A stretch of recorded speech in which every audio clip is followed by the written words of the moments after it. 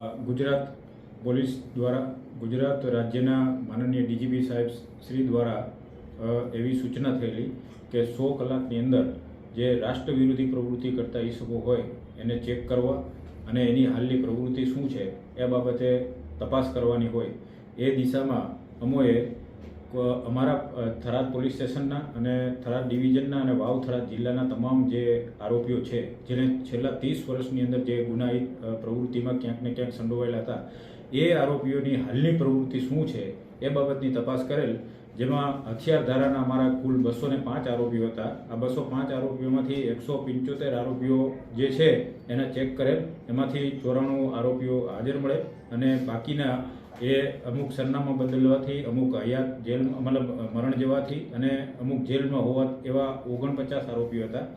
એનડીપીએસની વાત કરવામાં આવે તો એનડીપીએસમાં કુલ 164 આરોપીઓ અમારા વાવ થરાદ જિલ્લાના હતા. એમાંથી 77 આરોપીઓને ચેક કરેલ, 67 આરોપીઓ અમને જે તે મતલબ હાજર મળેલ અને જે લોકો નથી મળેલા એમાંથી 9 જણા છે મરણ ગયેલ છે અને બાકીના 2 જેલમાં છે અને 32 એવી રીતે.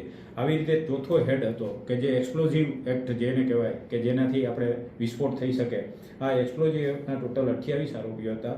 એ 28 ચેક થયેલ, એમાંથી 27 આરોપીઓ હાજર મળી આવેલ અને એક આરોપી અન્ય કારણોસર હાજર મળી નથી આવેલ. આવી રીતે ચલણી નોટો જે આપણા દેશના વિકાસને બાધારૂપ બની શકે અને ચલણી નોટો જે બોગસ ખોટી ચલણી નોટો એના એક આરોપી હતો. આ એક આરોપી ચેક થઈ ગયો ને એક આરોપી અમારા હાજર મળી આવેલ છે.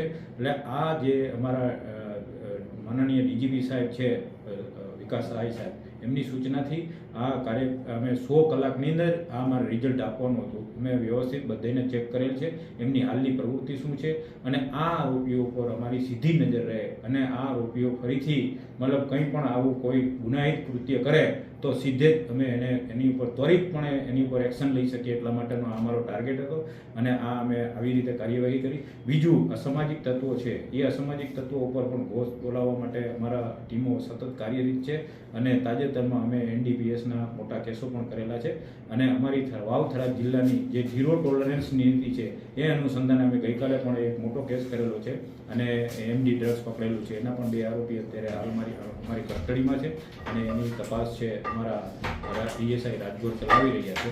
ટૂંકમાં વાવ થરાદ જિલ્લાની જે ડ્રગ્સ પ્રત્યેની ઝીરો ટોલરન્સની નીતિ છે આ નીતિને ચુસ્તપણે અમલ અમારા આઈજીપી શ્રી ચિરાગ કોરડિયા સાહેબ, અમારા એસપી શ્રી ચિંતન તરિયા સાહેબની સ્પષ્ટ સૂચના છે કે ડ્રગ્સ પ્રત્યે બિલકુલ ઝીરો ટોલરન્સ અને નજીકના દિવસોમાં અમે ખૂબ મોટા કેસો કરેલા છે. આપ પત્રકાર મિત્રો પણ જાણો છો અને આ બાબતે અવારનવાર અમે વીસી પણ કરેલી છે. અમે પબ્લિકને ખાલી એટલી વિનંતી કરીએ છીએ કે આવી કોઈ બદીઓ તમારા ધ્યાનમાં આવે તો તરત ને તરત અમે પોલીસને અમારા જે નંબર છે નંબર ઉપર તમે જાણ કરી શકો.